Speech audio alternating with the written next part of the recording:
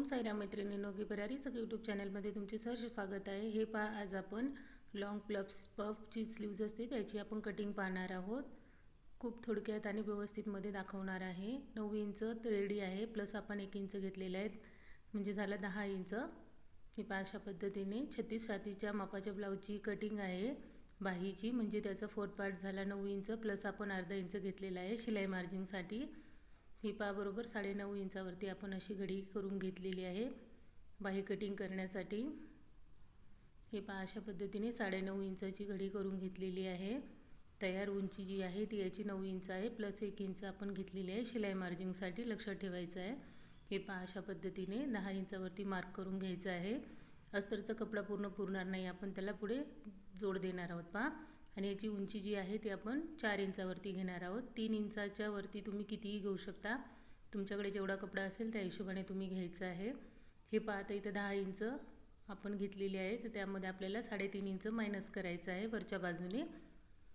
3.5 inch व्यवस्थित असं मोजून घ्यायचं आणि मायनस करून घ्यायचं। त्यानंतर पहा, आता इथे आपल्याला 3.5 इंच बरोबर आपण मायनस केलेलं आहे। पहा, त्यानंतर आपल्याला 1.5 इंच जे आहे ते आतल्या बाजूने घ्यायचं आहे फिटिंगच्या शिलाईसाठी। 1.5 इंच फिटिंगच्या साईडने आपल्याला सरळ रेषेमध्ये घ्यायचं आहे। आणि त्यानंतर पहा, 10 इंचापासून व्यवस्थित आपण जसं आपण साध्या स्लीव्ससाठी मार्जिन करून घेतो त्याच पद्धतीने व्यवस्थित असं मार्क करून घ्यायचं आहे। सिंपल बाहीसाठी जसं करतो त्याच पद्धतीने दाखवल्याप्रमाणे पहा, व्यवस्थित मार्जिन करून घ्यायचं। आणि त्यानंतर 1.5 इंच जिथे आपण घेतलेलं आहे तिथपासून मिडल याचा काढून घ्यायचा आहे। तर मिडल आलेला आहे 8.5 इंच। 8.5 इंच ते पहा आलेलं आहे, तर त्याचा मध्य येणार आहे 4.25 इंचावरती। बरोबर 4.25 इंचमध्ये जिथे अंतर येतं तिथे आपल्याला पॉईंट देऊन घ्यायचा आहे। दाखवल्याप्रमाणे पहा, व्यवस्थित पॉईंट देऊन घ्यायचा। आणि त्यानंतर वरच्या बाजूने इथे 1.5 इंच बरोबर असं आपल्याला मार्क करायचं आहे। 1.5 किंवा 2 इंच तुम्ही घेतलं तरी काही प्रॉब्लेम येणार नाही आहे। 1.5 इंच मार्क करून घ्यायचं सरळ रेषेमध्ये। आणि त्यानंतर 4.25 इंचाचं जिथे पॉईंट आला आहे तिथपर्यंत व्यवस्थित असं आपल्याला शेप देऊन घ्यायचा आहे। दाखवल्याप्रमाणे पहा, असं कर्व शेप देऊन घ्यायचा आहे।